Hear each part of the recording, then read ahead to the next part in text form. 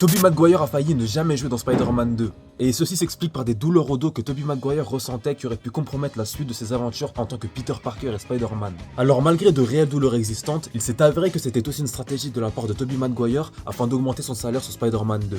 Et c'est d'ailleurs l'acteur Jack Gyllenhaal qui était pressenti pour remplacer Tobey Maguire. Jack Gyllenhaal qui interprétera 15 ans plus tard le rôle de Mysterio dans Spider-Man Far From Home. Aujourd'hui c'est vidéo anecdote sur les films Spider-Man, on est parti. Je sais pas si vous vous en rappelez mais dans Spider-Man 3, il y a une scène dans laquelle Jonah Jameson veut acheter un appareil photo à une petite fille pour photographier le combat de Spider-Man contre l'homme sable et Venom.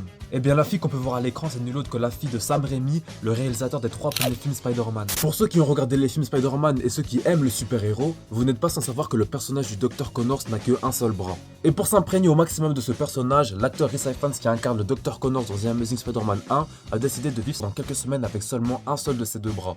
Dans The Amazing Spider-Man 2, la scène où Gwen Stacy hurle le nom de Peter en plein New York après que ce dernier l'ait attaché à un capot de voiture n'était pas prévu. C'est une erreur de Emma Stone qui de base devait simplement crier Spider-Man. Donc le moment où elle se cache la bouche est 100% authentique. Elle se rend compte de son erreur. Sur cette affiche de Spider-Man Homecoming dans laquelle on voit Spider-Man allongé avec un casque sur les oreilles, c'était en réalité Tom Holland qui était en train de dormir durant une pause sur le tournage du film. Et il découvrira quelques temps plus tard que la photo a été maintenue pour une des affiches promotionnelles du film.